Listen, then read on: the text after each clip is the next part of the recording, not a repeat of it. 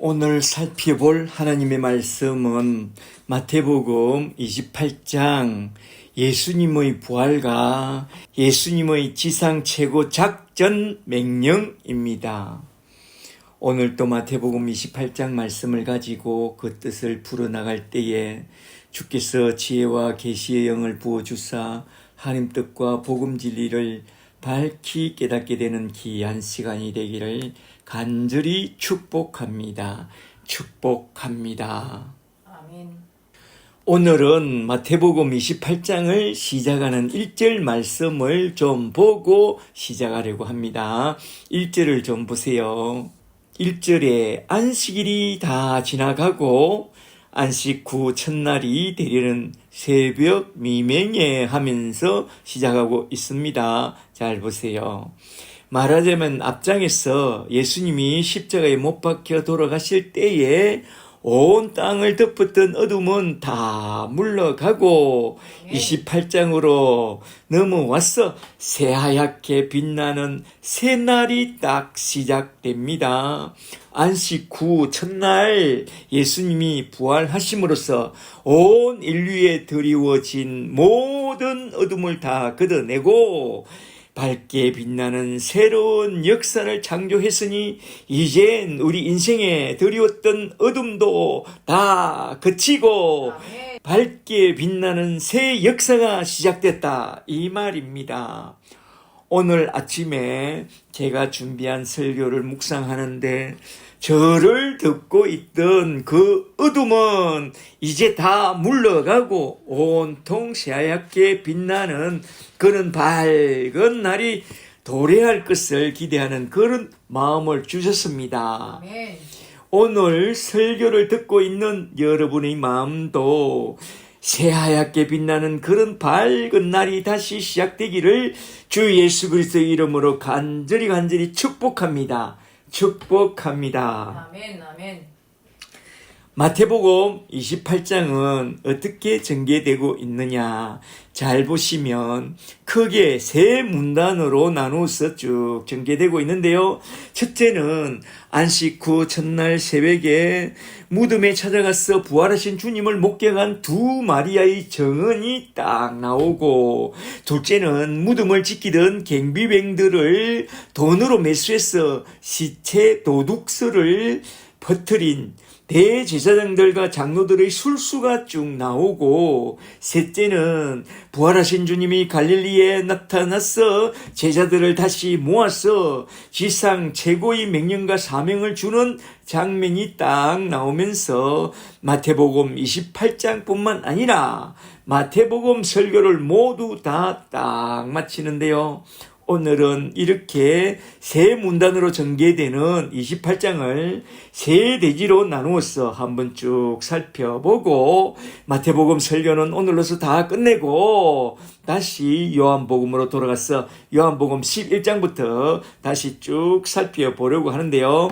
한번 잘 들어보세요. 마태복음 28장 본문을 살펴보기 전에 먼저 한두 가지만 좀 생각해보고 들어가고자 하는데요. 먼저 부활과 천국에 대하여, 부활과 천국 한번 좀 생각해보고 본문 말씀을 한번 쭉 살펴보고자 합니다. 여러분은 부활에 대하여 잘 아세요? 부활엔 크게 두 차원이 있다는 것을 잘 아시냐 이 말입니다. 첫째로 먼저 영혼의 부활이 있습니다. 요한복음 5장 25절을 잘 보세요.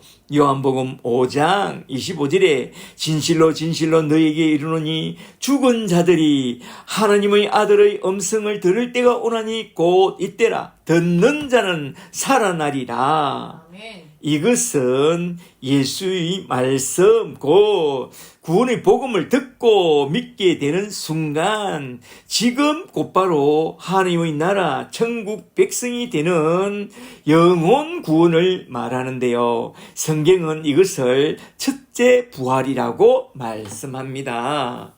그리고 둘째로 육체의 부활이 있습니다. 요한복음 5장 28절을 좀 보세요. 요한복음 5장 28절에 이를 놀랍게 여기지 말라. 무덤 속에 있는 자들이 그 음성을 들을 때가 오나니, 주의 음성을 들을 때가 오나니, 선한 일을 행한 자는 생명의 부활로, 악한 일을 행한 자는 심판의 부활로 나오리라. 그때가 언제냐? 최후의 심판 때이죠. 이 말씀은 주님이 재림하실 때에 최후의 심판을 통해서 양과 염소를 심판하고 참된 신자는 육신을 덧입혀서 천국에 딱 데려가는 그것을 말씀하는데요. 이걸 둘째 부활, 육체의 부활이라고 말씀합니다. 영화로운 영체를 덧입고 부활하여 천국에 쑥 들어가게 되죠. 그리고 하나 더, 천국을 잘 아세요? 천국은 크게 두 차원이 있다는 것을 잘 아시냐 이겁니다. 첫째로 예수님이 성육신 할 때에 이 세상에 가져 내려온 하나님의 나라 천국이 있고요. 이건 예수를 믿고 예수님을 영접하는 순간 내 영혼 속에 임하는 그 천국, 그 신세계를 말하죠. 그리고 둘째로 예수님이 재림할 때에 천상에 쫙 펼쳐질 신천신지 하나님의 나라 천국이 있습니다. 이것은 우리 믿는 자들이 나중에 장차 들어가게 될 그런 우리의 본향 천국을 말씀하죠. 신자라면 이런 두 종류의 천국과 두 종류의 부활에 대해 기본적으로 잘 알고 있어야 합니다. 이러한 기본적인 상식을 염두에 두고 오늘 본문에 나온 말씀을 한번 쭉 살펴보고자 합니다. 이제 첫 번째 대지로 넘어가서 마태복음 28장 1절부터 10절에 나온 말씀, 예수님의 부활을 처음 목격한 두 마리아의 정언부터 한번 쭉 살펴보고 넘어가려고 하는데요. 먼저 28장 1절부터 좀 보세요. 1절에 안식일이 다 지나고 안식 후 첫날 주일날이 되려는 새벽 미명에 막달라 마리아와 다른 마리아가 무덤을 보려고 갔더니, 마태는 부활의 정인으로서 두 마리아를 딱 내세웁니다. 2절에 그들이 무덤에 도착할 무렵에 큰 지진이 나며 주의 천사가 하늘로부터 내려와 연자맷돌 같은 큰 돌을 굴려내고, 누가? 주의 천사가 돌을 굴려내고 그 위에 딱 앉았는데, 그 행상이 번개 같고 번쩍번쩍하고 그 옷은 눈같이 희근을 천상의 세마포 옷을 입고 있네. 4절에 무덤을 지키던 자들이 무서워 떨며 죽은 사람과 같이 되었더라. 영어 성경을 보니 쇼크 앤드 데드맨, 기절초풍하여 절도했다고 되어 있습니다. 4절까지만 좀 보겠습니다. 여기서 중요한 말씀은 안식 후 첫날 주일날이라는 이 말씀인데요. 이 말씀은 토요 안식일 후 첫날 일요일에 우리 주님이 부활했다는 그런 말씀입니다. 그렇다면 안식일 하루 전에 우리 주님은 무엇을 했으며, 안식일 그날에는 우리 주님이 어디에 계셨는지 그걸 이야기해 주려고 꺼낸 말씀이라는 것을 깊이 생각하면서 잘 살펴보라는 그런 말씀입니다. 아시겠어요? 그렇다면 예수님은 안식일 하루 전에 무엇을 했으며 안식일 날에는 어디 계셨느냐? 잘 들어보세요. 안식일 하루 전날에 우리 주님은 무엇을 하셨죠? 십자가에 달리셨고 가상칠언을 남겼습니다. 주님은 십자가에서 가상칠언을 남기시고 안식일 하루 전날 십자가 위에서 돌아가셨습니다.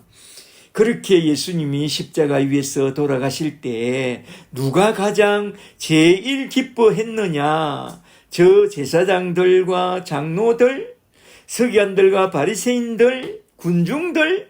노. 저 원수마귀가 제일 크게 기뻐했답니다.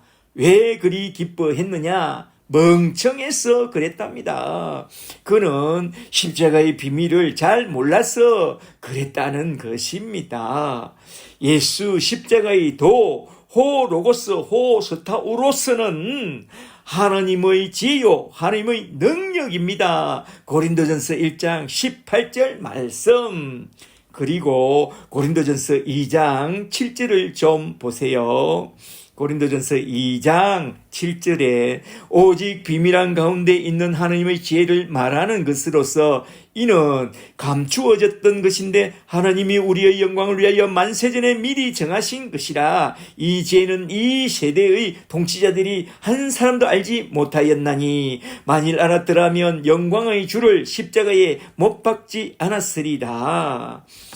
이러한 십자가의 비밀을 몰랐으니 저 원수마귀는 예수님을 십자가에 못 박아 죽이라고 사주하고 우리 주님이 십자가 위에서 죽어 영원히 떠날 때에 아이고 잘됐다고 씩 웃고 있었죠. 사탄의 최종 무기는 죄와 사망인데 사망의 근세를 잡고 유다를 동원하고 유대인들을 동원하고 빌라도와 헤롯을 동원해서 예수님을 십자가 위에 매달아 죽이는데 그 사망의 근세를 100% 다 써먹었던 것입니다. 그리하여 우리 주님을 죽이고선 팔짱을 끼고 아주 허무하게 웃고 있습니다. 저 원수마귀는 총동원 전도주의를 선포하고 하나님 아들을 십자가에 매달아 죽이는 작전을 배후에서 다 지시했는데 그게 너무나도 쉬웠다.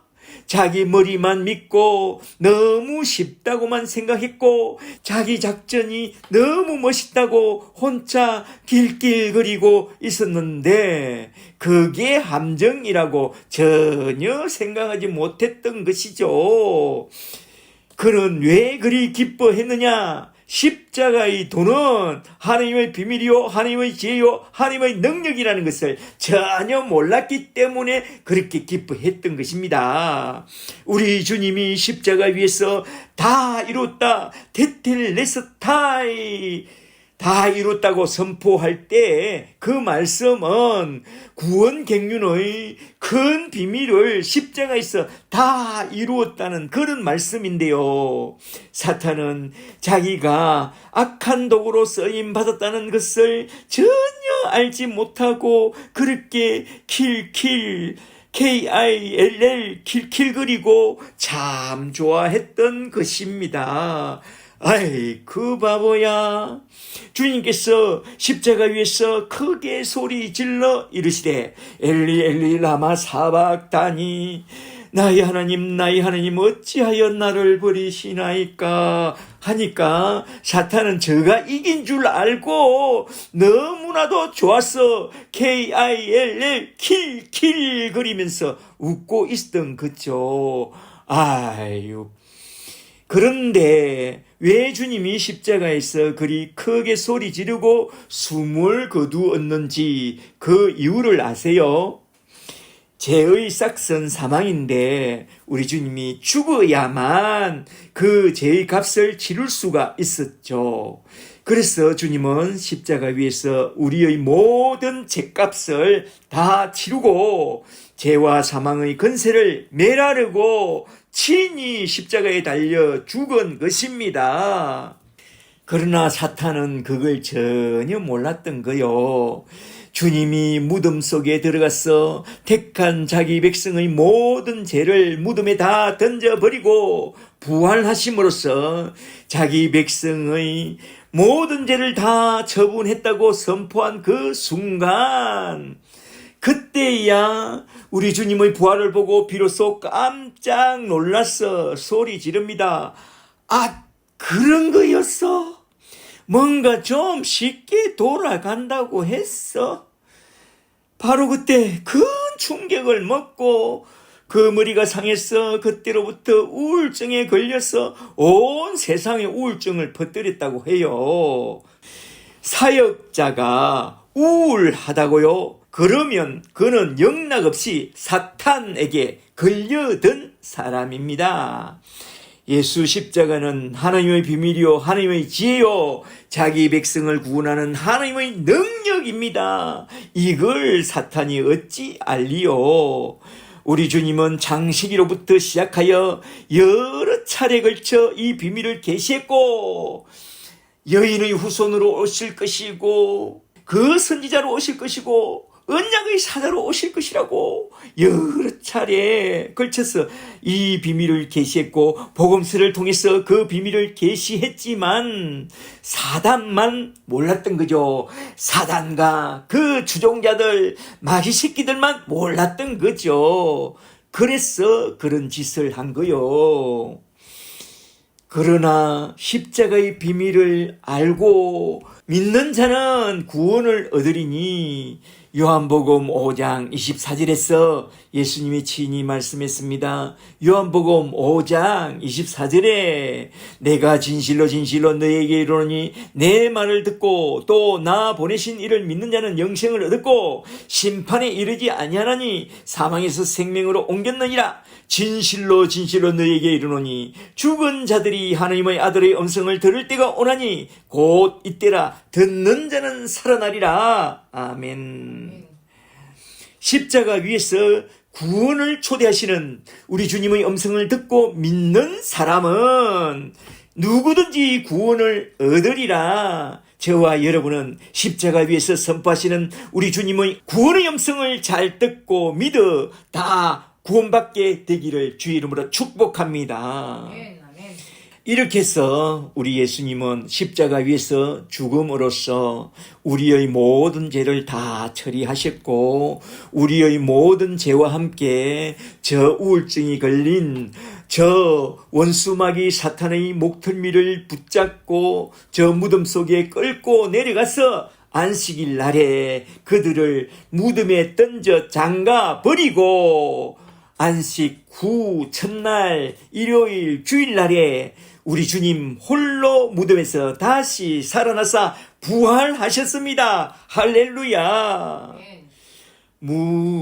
무덤에 머물러 예수 내 구주 새벽 기다렸네 예수 내 주 원수를 다 이기고 무덤에서 살아나셨네. 어둠을 이기시고 나와서 성도 함께 길이 다스리시네. 사셨네 사셨네 예수 다시 사셨네. 즐겁도다 이날 세세에 할 말 사망 근세 깨고 승리하셨네. 아멘.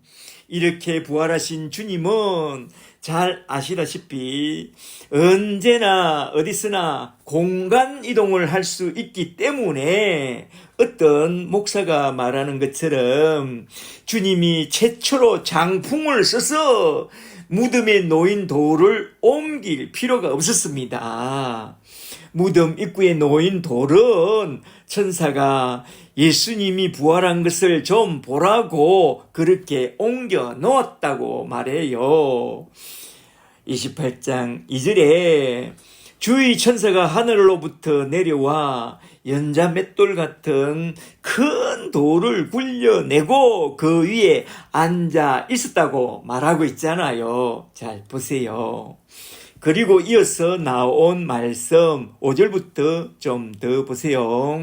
5절에 경비병들이 졸도했을 때 천사가 여자들에게 말하여 이르되 너희는 무서워하지 말라. 십자가에 못 박히신 예수를 너희가 찾는 줄을 내가 아노라. 그가 여기에 계시지 않고 그가 말씀하셨던 대로 살아나셨느니라. 와서 그가 누우셨던 곳을 보라.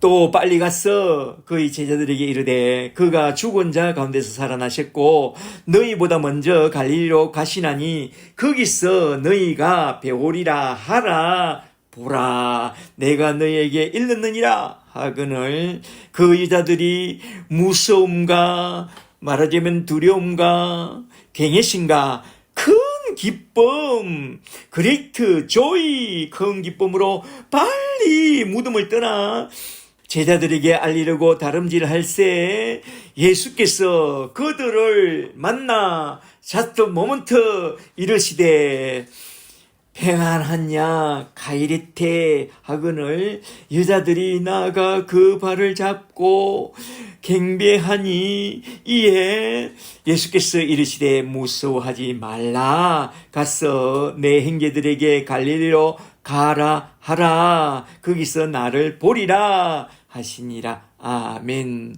10절까지.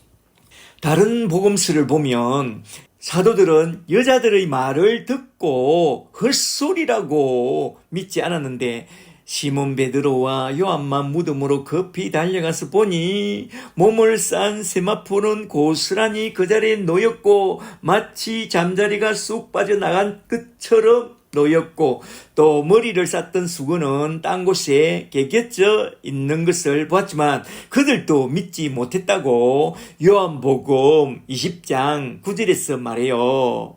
부활하신 주님을 실제로 만나기 전까지 말입니다. 못 믿었죠.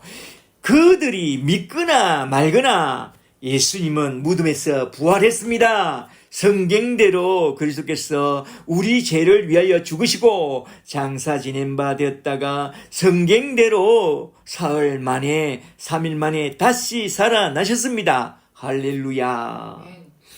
여기서 우리가 한번 좀 생각해보고 넘어가야 할 말씀은 갈릴리로 가라. 거기서 나를 보리라 라고 하신 이 말씀인데요.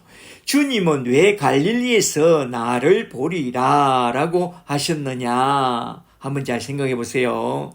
갈릴리는 어떤 곳입니까? 갈릴리는 예수님이 그 제자들을 처음 부르신 곳이요. 초심을 생각나게 해주는 그런 곳입니다. 마태복음 4장 17절을 좀 보세요. 마태복음 4장 17절에 예수께서 나사렛을 떠나 갈릴리 해변에 있는 가버나움에 가서 사시니 이때로부터 예수께서 비로소 전파하여 이르시되 회개하라 천국이 가까이 왔느니라 하시더라. 그리고 이어 나온 18절을 좀 더 보세요. 18절에 갈릴리 해변에 다니시다가 두 형제 곧 베드로라는 시몬과 그 형제 안드레가 바다에 그물을 던지는 것을 보시니 그들은 어부라.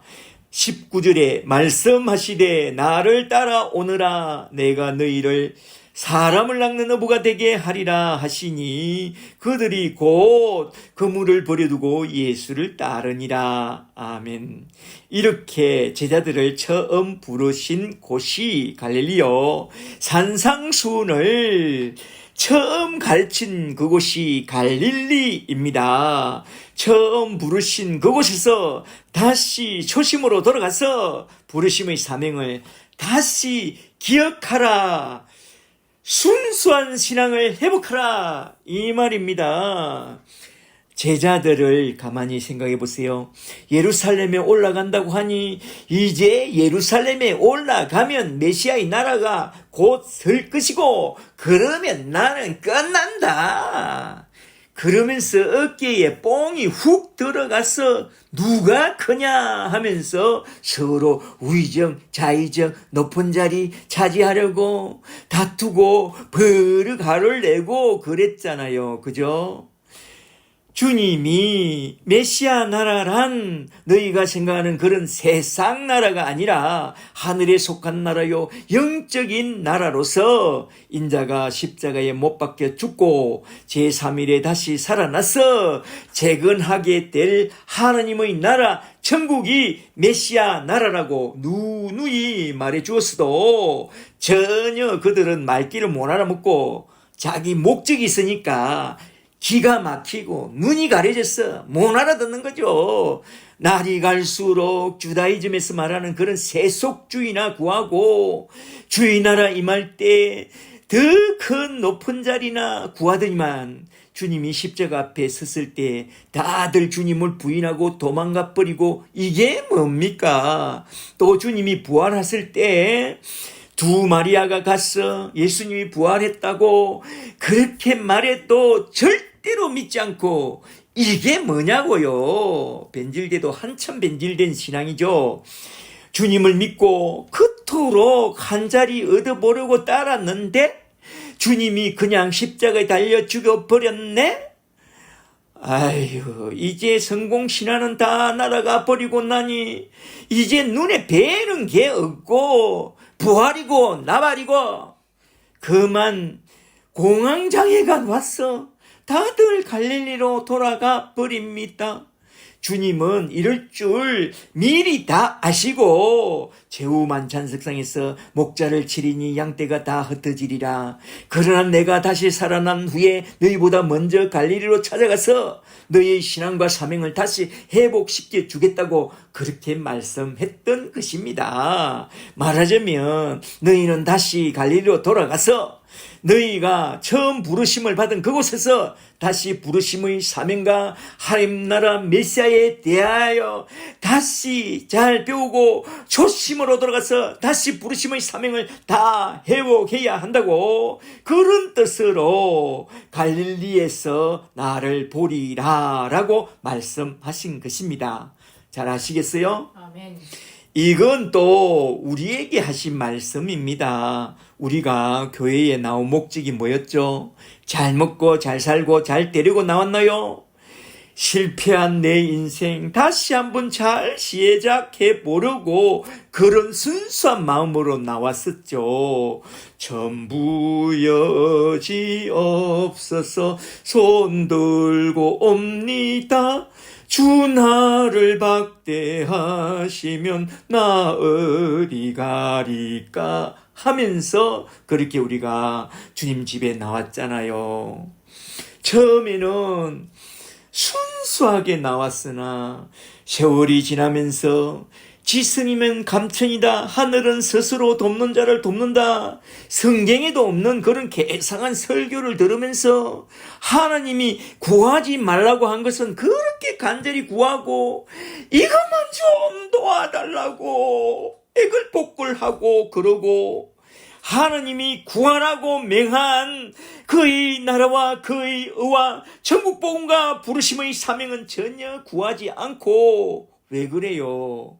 그건 사탄에게 속아서 그런 것입니다. 날이 갈수록 신앙이 변질돼서 그런 겁니다. 그러므로 우리도 다시 갈릴리로 돌아가서 먼저 초심부터 회복하고 사람을 낚는 어부가 되라고 하신 그 사명도 회복하고 먼저 그의 나라와 그의 일을 구하고 추수할 일꾼이 되기를 구하면서 가서 모든 족속을 제자로 삼아 아버지와 아들과 성령의 이름으로 세례를 주고 우리에게 분부한 모든 것을 가르쳐 지키며 우리의 남은 때를 부르심의 사명을 따라 이 땅 위에서 하나님의 나라 천국을 재건하다가 우리 주님이 올라오라고 하시는 그날에 저 하늘나라 천국으로 다 들려 올라가는 그런 자들이 되어야 한다 이 말입니다. 아멘. 우리 모두는 그렇게 되기를 주 이름으로 축복합니다. 아멘. 축복합니다. 이제 두 번째 대지로 넘어가서 마태복음 28장 11절부터 15절에 나온 말씀, 돈 받고 퍼뜨린 소문에 관한 말씀을 한번 좀 살펴보도록 하겠습니다. 먼저 28장 11절부터 좀 보세요. 11절에 여자들이 돌아갈 때 경비병들이 졸도했다가 정신 차리고 일어나서 성에 들어가 모든 된 일을 대제사장들에게 알리니 그들이 장로들과 함께 모여 의논하고 군인들에게 돈을 많이 주며 군인을 매수하여 이르되 너희는 말하기를 그의 제자들이 밤에 와서 우리가 잘 때에 그를 도둑질하여 갔다 하라. 만일 이 말이 총독에게 들리면 우리가 권하여 너희로 근심하지 않게 하리라 하니, 이걸 볼 때에 아마도 총독이 내어준 경비병들인 것 같아요. 그죠? 그리하여 15절에 군인들이 돈을 받고 가르친 대로 하였으니, 이 말이 오늘날까지 말하자면 마태 사도가 마태복음을 써놓고 순교한 AD 60년까지 그 소문이 유대인 가운데 두루 퍼지니라. 아멘. 잠시 앞장 27장 62절을 보면 예수님이 십자가에 달려 죽은 그 다음 날 토요 안식일 날에 대제사장들과 바리새인들이 함께 모여 빌라도에게 가서 말합니다. 63절에 주여 저 속이던 자가 살아있을 때에, 여기 잘 보세요. 빌라도를 보고선 주여 합니다. 그리고 참된 주님을 보고선 저 속이던 자라고 말합니다. 세상에 이런 코미디가 어디 있나요? 그가 말하되 내가 사흘 후에 다시 살아나리라 한 것을 우리가 기억하노니, 제자들은 죽으시고 사흘 후에 살아날 것을 전혀 안 믿었는데 그들은 주님의 말씀을 철떡같이 믿었다는 것입니다. 이거 참 웃기지 않나요? 마태 사도는 일부러 이 문구를 연 겁니다. 주님의 제자들은 진짜 믿음 없었다고, 성령을 받기까지. 64절에 그러므로 군사들을 명하여 그 무덤을 사흘까지 굳게 지키게 하소서. 그의 제자들이 와서 시체를 도둑질하여 가고 백성에게 말하되 그가 죽은 자 가운데서 살아났다고 하면 후의 속임이 전보다 더 클까 하나이다. 그래서 빌라도가 경비병을 내주니 경비병들은 무덤을 굳게 지켰다고 말해요. 그렇게 해서 무덤을 지키던 경비병들이 일어난 지진과 나타난 천사들을 보게 된 그 순간 그만 쇼크를 받아서 데드맨처럼 되었다가 정신이 들었을 때에 대제사장들에게 달려가서 그 일어난 모든 일을 보고합니다. 그랬더니만 대제사장들과 장로들이 함께 모여 모사를 꾸미고 그 경비병들에게 돈을 많이 주고, 그 제자들이 밤에 몰래 와서 우리가 잘 때에 시신을 도둑질해 갔다고 시킵니다. 그리하여 그 군인들이 돈을 받고 돈에 매수되어 그들이 시킨 대로 했으니 오늘날까지 그 소문이 유대인들 가운데 두루 퍼졌다는 것입니다. 오늘날까지, 지금까지 그 소문이 어떻게 퍼졌느냐 하면 대략 크게 세 가지로 딱 전해 내려오고 있는데요. 첫째는 마음의 부활설입니다. 들어봤어요? 제자들이 하도 주님을 그리워하다가 무덤가로 가서 흙것을 보고 와서 그들 마음에 주님이 부활했다고 믿는 마음의 부활설이라는 정신승리를 저 실존주의자들이 주장하였는데요. 그건 말도 안 되는 소리죠. 예수님이 부활한 것을 한두 사람이 본 게 아니라 12사도와 70인 제자들과 120명 신도들과 500명이나 되는 신자들이 우리 주님의 부활을 친히 보았고, 바울도 만나 보았다고 고린도전서 15장 6절에서 분명하게 증언하고 있잖아요. 성경을 믿으세요. 그리고 둘째는 시체 도둑설입니다. 시체 도둑설. 그 겁많고 주님을 부인하고 도망쳤던 그 제자들이 그 삼엄한 경비병을 뚫고 주님의 시신을 도둑질할 엄두나 내었겠어요? 이거 말도 안 되는 소리죠. 그리고 셋째는 기절설입니다. 잘 들어보세요. 물과 피를 다 쏟으신 예수님이 돌무덤에 묻혀서 서늘한 기운을 받고 소생하여 일어나서 그 힘도 없는 몸으로 그 큰 돌문을 열고 나왔다고 믿는데요. 대단해요. 그래서 그들이 하는 말이 장풍을 날렸다는 거예요. 웃기는 소리. 그때가 뭐 여름인 줄 아나 봐요. 그때는 정월 14일 6월절 추운 겨울입니다. 멍청한 자들아. 여러분은 성경에서 말씀하신 대로 주님이 우리 죄를 위하여 죽으시고 성경대로 사흘 만에 다시 살아나사 12제자와 70인가 120명가 500명뿐만 아니라 사도 바울까지도 우리 주님 만나준 사실을 믿습니까? 믿습니다. 이건 성령이 알려주지 않으면 절대로 믿지 못합니다. 성령이 감동해 줄 때만 딱 믿게 되어 있습니다. 할렐루야. 아멘. 성령의 감동이 없으면 이성을 동원해서 믿어보려고 하지만 그게 잘 믿어지지 않으니 마음의 부활설을 주장하고 시체 도둑설과 기절설을 떡 주장하는 것입니다.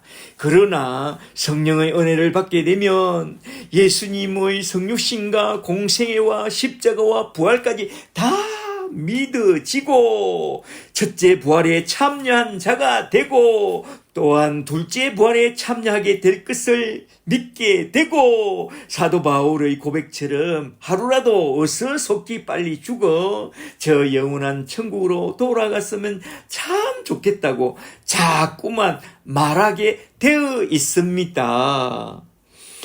바울은 자꾸 말합니다. 나의 간절한 기대와 소망은 속히 세상을 떠나 우리 주와 영원히 함께 있고 싶다고. 왜 그리 말했느냐?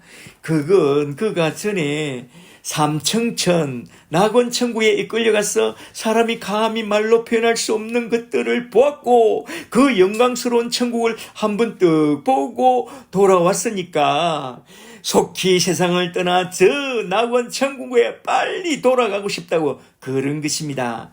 그러나 부르심의 사명이 남아있기 때문에 아직은 못 가고 있다고 그러잖아요.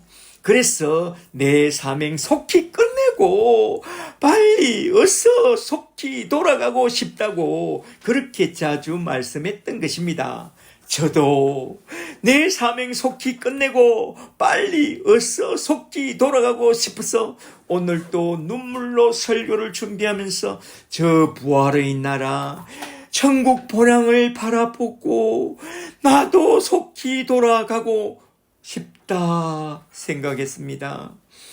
주가 맡긴 모든 역사 힘을 다해 마치고 밝고 밝은 그 아침을 맞을 때 요단강을 건너가서 주의 손을 붙잡고 기쁨으로 주의 얼굴 배우리. 나의 주를 내가 그의 곁에 서서 배우며 나의 주를 손에 못자국을 보아 알겠네. 잠시 세상에 내가 살면서 항상 찬송 부르다가 날이 저물어라 하시면 영광 중에 나가리. 열린 천국 문 내가 들어가 세상 짐을 내려놓고 빛난 멸류관 받아 쓰고서 주와 함께 길이 살리. 아멘. 저와 여러분이요, 우리 모두 다 함께 우리 사명 다 마치는 날 저 열린 천국문에 다 들어가게 되는 그런 예수의 사람들이 다 되시기를 주 예수 그리스도의 이름으로 간절히 축복합니다. 아멘. 축복합니다. 이제 세 번째 대지로 넘어가서 마태복음 28장 16절부터 20절에 나온 예수님이 선포하신 지상 최고 작전 명령을 한번 좀 살펴보고 딱 마치도록 하겠습니다. 지상 최고 작전 명령. 먼저 28장 16절부터 좀 보세요. 16절에 11 제자가 갈릴리에 가서 예수께서 지시하신 산에 이르러 예수를 배웠고 경배하나 아직도 의심하는 사람들이 있더라. 여기서 11 제자들이 갈릴리에 다 모였다는 이 대목에 잘 주목해 보세요. 첫째 대지에서 제자들에게 갈릴리로 가라고 했고, 둘째 대지에서는 잠시막간에 거짓된 소문을 퍼뜨린 내용이 딱 나오고, 셋째 대지로 넘어가자마자 갈릴리로 가라는 명을 받은 제자들이 갈릴리로 가서 주님이 지시하신 산에 올라가서 우리 주님을 배웠고 경배하는 장면이 딱 나옵니다. 다른 복음서에는 여러 장면이 나오지만 마태복음서엔 다 생략하고 그냥 지시하신 산에 갈릴리에 모인 그 장면만 딱 나오죠. 예수님이 지시하신 그 산에 다 모였을 때 예수님을 배웠고 경배하나 아직도 예수의 부활을 의심하는 사람들이 있다고 해요. 물론 그럴 수도 있다고 사도는 말씀하지만 이건 그냥 썩 넘어가도록 하겠습니다. 이 구절은. 그 다음에 28장 18절부터 나온 말씀이 중요한데 한번 잘 보세요. 18절에 예수께서 나와 말씀하여 이르시되 하늘과 땅의 모든 권세를 내게 주셨으니 그러므로 너희는 가서 모든 민족을 제자로 삼아 아버지와 아들과 성령의 이름으로 세례를 주고 내가 너희에게 분부한 모든 것을 가르쳐 지키게 하라. 볼지어다 내가 세상 끝날까지 너희와 항상 함께 있으리라 하시니라 하면서 마태복음은 다 끝납니다. 마태복음을 잘 보시면 예수님이 다시 예루살렘에 올라가서 갈릴리에서 예루살렘으로 올라가서 감난산에서 성천한 그런 내용은 안 나오고 갈릴리에서 제자들에게 맹한 지상 최대 작전 명령으로서 딱 끝이 나는데요. 이게 참으로 중요하다는 그런 뜻이죠. 잘 들어보세요. 여기서 중요한 말씀은 예수님이 언제 하늘과 땅의 모든 권세를 갖고 계셨느냐 이 말입니다. 예수님은 본래 하나님의 아들이었기 때문에 하늘에 있었을 때도 성육신하여 땅에 내려왔을 때도 부활했을 때도 성천하여 하늘 보좌에 앉아있는 지금도 우리 주님은 언제나 항상 그 모든 권세를 다 갖고 있었습니다. 그렇다면 그 권세는 무엇을 하는 권세냐? 그 다음 구절 19절에서 정확하게 나오지만 이건 우리 주님의 공생애를 통해서 누누이 말해왔습니다. 그 권세는 세상 위에 군림하는 그런 권세가 아니라 도리어 섬기려 하고 자기 목숨을 많은 이들의 대속물로 주는 데 사용하는 권세요. 자기 목숨을 버려 십자가를 통해서 택한 자기 백성들을 저희 죄에서 구원하라고 주신 권세로서 천하보다 귀한 택한 하나님의 자녀들을 세상에서 불러내서 그들에게 천국 복음을 전파하고 천국 복음을 가르쳐서 가서 제자 삼는 자가 되도록 도와주는데 사용하라고 받은 그런 권세라고 했습니다. 한마디로 말하자면 섬기라고 주신 그런 권세라는 것입니다. 할렐루야. 그런데 사람들은 그와 정반대로 말합니다. 교회는 힘과 능력과 권세를 가지고 뭔가 세상에 보여주어야 한다고 말합니다. 전도회도 저 여의도 큰 교회처럼 삼박자 축복을 전해야 한다고 말하고 큰 권세를 가지고 큰 숫자를 모으고 큰 돈을 모아서 뭔가 크게 세상에 영향력을 행사해야 한다고 그렇게 말합니다. 마치 어떤 왕이나 군주들처럼 군림하고 지배하는 그런 권세를 말하는데요. 우리 주님이 받은 권세는 세상의 왕들이나 군주들처럼 군림하고 지배하고 다스리는 그런 권세가 아니라 하느님의 명하신 뜻을 따라 십자가에서 자기 백성을 위해서 헌신하고 희생하고 구원하는데 사용하라고 주신 그런 권세라는 것입니다. 그리고 또 주님이 우리들에게 주신 권세는 자기를 부인하고 십자가를 지고 주님을 따라오라고 주신 권세요. 자기 부인 십자가 지고 주님 따라가는 것 그거 쉽지 않다. 우리 주님으로부터 권세를 받아야 된다. 그래서 주신 권세요. 병든 자아와 병든 자존심을 툭 건드리면 버럭하는 그런 병든 자와 병든 자존심을 십자가에 다 못 박아 버리고 자기를 부인하고 주의 십자가를 지고 어떤 상황 속에서도 우리 주님의 명령에 온전히 순종하고 가서 제자 삼는 일을 잘 감당하라고 주신 그런 권세입니다. 가서 제자 삼는 주님의 비전을 이루는 그 일을 하는 것 외에 우리에게 어떤 권세와 어떤 능력이 필요하겠어요? 우리에게 주신 권세와 능력은 그저 십자가의 복음으로서 사람들을 돕고 섬기며 가서 제자 삼으라고 주신 그런 권세입니다. 할렐루야. 이에 대하여 마태복음 28장 19절에서 분명하게 말씀하고 있습니다. 잘 보세요. 주님이 주신 권세는 어디에 사용해야 하는지 4개의 단어로서 압축해서 교훈하고 있는데요. 19절, 20절을 원전을 통해서 이 4단어를 좀 살펴보도록 하겠습니다. 첫째로 19절에 가서 보르덴테스 가서라는 단어입니다. 이 단어는 수동태 분사행 동사로서 주님이 보낸 곳에 가게 되거든 수동태로 그곳이 가정이든 직장이든 어떤 곳이든지 그곳에 가게 되거든. 마태복음은 지금 디아스포라 교회들에게 쓴 것임을 염두에 두고 잘 보세요. 어디든지 주님이 보내시는 곳에 가게 되거든 수동태로 그곳에서 이 말이죠. 이 대목에서 종종 오해하는 사람들이 많은데요. 제자를 삼으려면 가야 한다. 오기를 기다리면 안 된다. 그렇게 말해요. 그건 이 단어의 원뜻을 잘 몰라서 오해한 것입니다.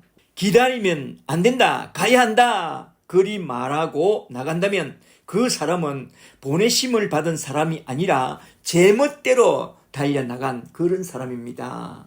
하나님의 종이 아니라 자기가 자기를 쓰고 있는 거요. 그들은 왜 그러냐? 성경을 보는 눈이 안 열려서 그런 것입니다. 복음을 받고 성령을 받고 성경 보는 눈이 딱 열리면 그런 식으로 말하지 않습니다. 눈이 열리면 지금 내가 서 있는 이곳이 바로 주님께서 보내주신 보내심을 받은 곳이요. 내가 서 있는 이곳이 땅끝임을 딱 알게 됩니다. 그리하여 내가 서 있는 이곳에서 내가 받은 십자가의 복음이 너무나도 좋았어. 사마리아 우물가의 여인처럼 부활의 주님을 만난 여인들처럼 달리고 가서 내가 만난 예수를 전하게 됩니다. 철로역정 책의 서문에 나온 여자들처럼 내가 본 신세계가 너무나도 좋았어. 신이 나서 그걸 전하게 된다 이 말입니다. 저와 여러분은 그런 복음 전도자들이 다 되시기를 주의 이름으로 간절히 축복합니다. 그리고 둘째 단어는 마테투사테 가서 제자 삼으라 라는 단어인데요. 마테투사테 이 단어를 잘 보시면 신자 삼으라고 하지 않고 제자 삼으라고 말씀하고 있습니다. 잘 보세요. 물론 예수를 믿고 신자가 되어 천국에 들어가는 것도 너무나도 중요하지만 이왕에 예수 믿고 천국 가는 김에 주님의 제자가 되어 부르심의 사명까지 떡 받고 하나님의 일꾼으로 한번 크게 쓰임받고 천국에 돌아가는 그게 너무나도 중요하다 이 말입니다. 예수를 믿었다면 그냥 끝없이 섬김받는 그런 허접한 신자로 살지 말고 제자가 되고 섬기는 일꾼이 되어 주님께 한번 크게 쓰임받고 오라 이 말입니다.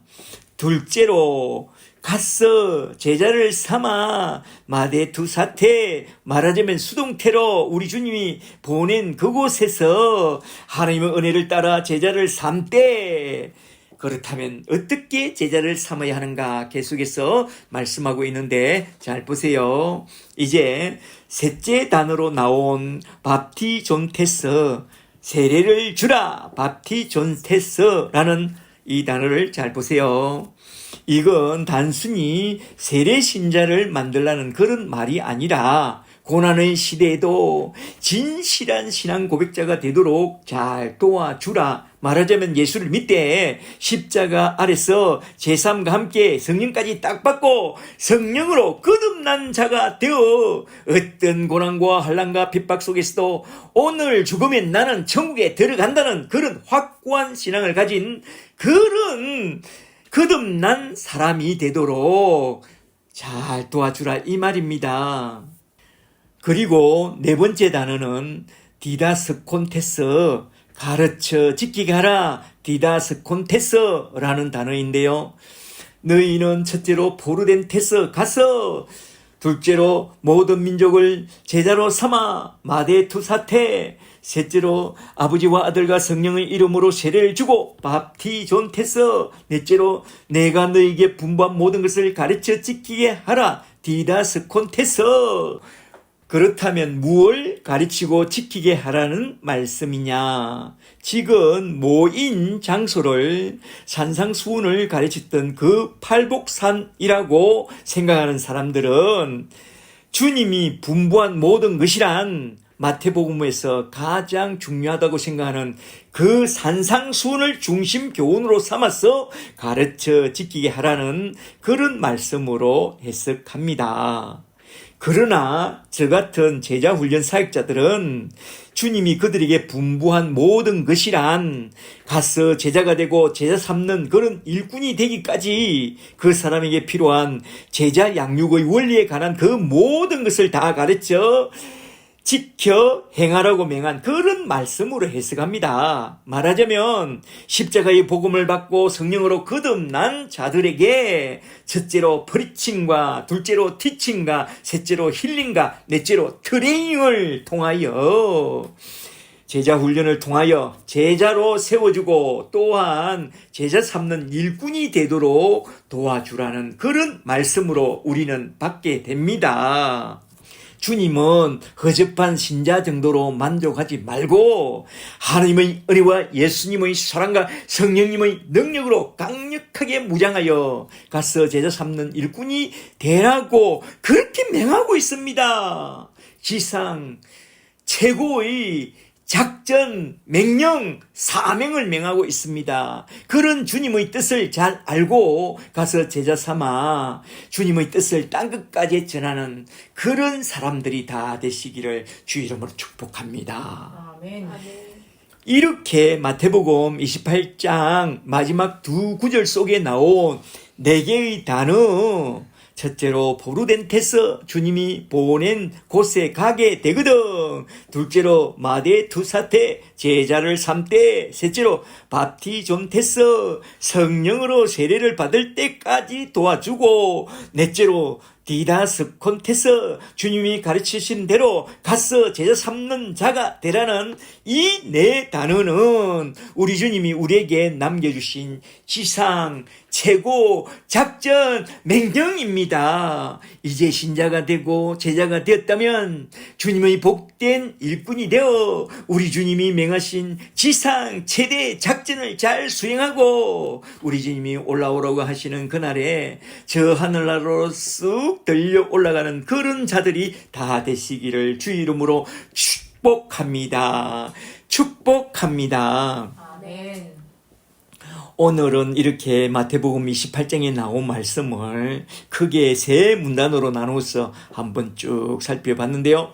첫째로 안식 후 첫날 새벽 미명에 무덤에 찾아가서 부활하신 주님을 목격한 두 마리아에게 주님이 먼저 갈릴리에 가서 너희를 기다리겠다고 하신 그 말씀과 둘째로 무덤을 지키던 경비병들을 돈으로 매수해서 시체 도둑설을 퍼뜨린 사건과 셋째로 부활하신 주님이 갈릴리에 나타나서 제자들에게 지상 최고의 명령과 사명을 주는 내용까지 한번 쭉 살펴봤는데요. 이 모든 말씀을 잘 기억해 두세요. 이 모든 말씀을 혹시 다 잊을지라도 마태복음 28장 19절 20절에서 마지막으로 말씀하신 너무나도 중요한 말씀, 예수님의 지고무상한 최고의 명령으로 주신 이 4개의 단어 속에 담아놓은 지상 최고 작전 명령을 꼭 기억해 두세요. 첫째로 보르덴테서 주님이 보내신 곳에 가게 되거든. 둘째로 마데투사테 가서 제자를 삼때, 셋째로 밥티존테서 성령으로 세례를 받을 때까지 도와주고, 넷째로 디다스콘테서 주님이 가르치신 대로 가서 제자 삼는 일꾼이 되라는 이 4단어를 꼭 기억하시고 가서 제자 삼는 일에 헌신하다가 돌아가는 그런 저와 여러분이 다 되시기를 주의 이름으로 간절히 축복합니다.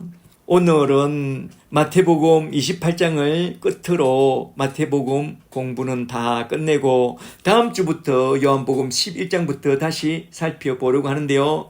마태복음 28장을 끝내면서 마태복음 1장을 유튜브로 꼭 들어보시기를 강추하면서 이제 축복 기도로서 오늘 설교를 딱 마치고자 합니다. 기도하겠습니다.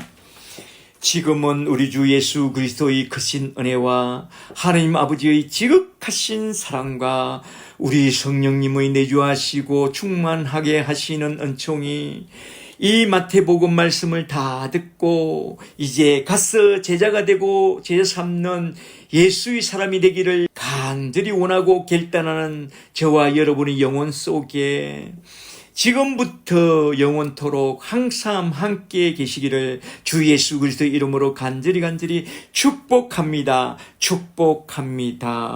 아멘. 할렐루야.